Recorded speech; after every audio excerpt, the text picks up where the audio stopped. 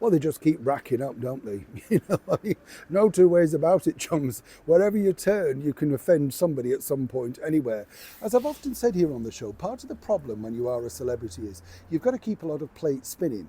In the golden age of Hollywood, they used to have the likes of Luella Parsons, Edda Hopper, all of those sort of people, and you needed them. Walter Winchells, the gossip columnists, and whatever you spoke to one, you lost another. But you really did have to keep them all on board. Part of the problem with Meghan and Harry is they don't know how to do this game because they keep changing their publicity team and firing people or people leaving, whatever, and then they're having to rebuild relationships once again. One constant, of course, is People magazine, for the simple reason that they never put a foot wrong in Meghan's eyes by gushing, although they did offend her a while back by having Catherine, the Princess of Wales, on the front cover, and even worse, this turning out to be a big selling issue. Right. But now, this has now culminated in a lot of negativity. This is simply because, when you think about it, Meghan and Harry hoofed themselves across to Canada for the Invictus Games, all in private jets, of course, at great expense. And then they were hoping to get just glorious PR. But this particular publication decided once again to go down another route. And apparently this has left Meghan baffled. Here's why. To see you. Thank you so much. Oh, for the beautiful, can you see? Nice bit of sunshine here. It's not bad. Can you see that? Yeah. See, it's seeping through. It's not spring, is it? Well, spring's not sprung. It's not sprung with me. I don't know about you. By the way, Katie got in touch on social media to tell me that she bought some jammy Dodgers. Thank you, Katie. Yes. And the thing what I found fascinating about this was she said, I've got some jammy Dodgers, Neil, but I'm not buying them again. They're not nice. I wrote back and said, Katie, fully agree. They're thin now, there's hardly any jam in, and they've got a funny taste. But if the 50 pence, and people will understand that over here in the United Kingdom, you are tempted. But sometimes a 135, I'm not buying that.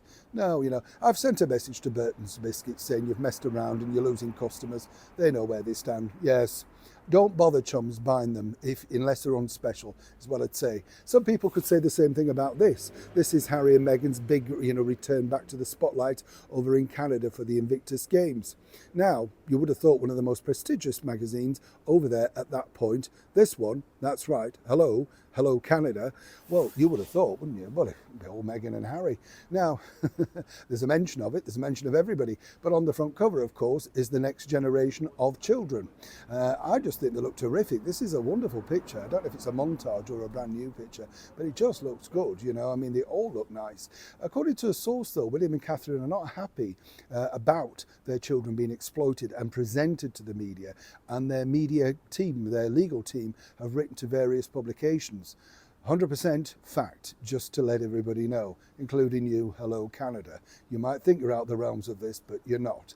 But here's where it gets interesting, because they decided to go with this picture and this launch simply because they weren't given access or indeed an offer of anything, allegedly, from the couple, Meghan and Harry. Now, you would have thought, as I said, Variety's dumped on you, Vanity Fair's dumped on you, the Hollywood Reporter's dumped on you. You would have thought, let's get on board with somebody else other than the tabloid that is People magazine in America, or Us Weekly or US Weekly, whichever you pronounce it, chums.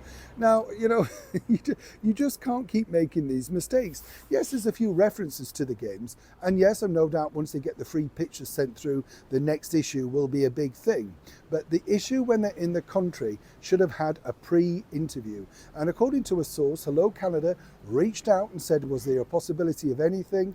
Nothing returning. So consequently, once again, Meghan and Harry lost out, and it's not just them, it's the wonderful people of the Invictus Games. They're lost out simply because they couldn't be bothered to offer anything new. And yet, they're claiming they want to rebuild their brand. Here's the reason why I believe. It's not about what Meghan wants, which is with love Meghan, right? Not bothered about wanting to promote anything else.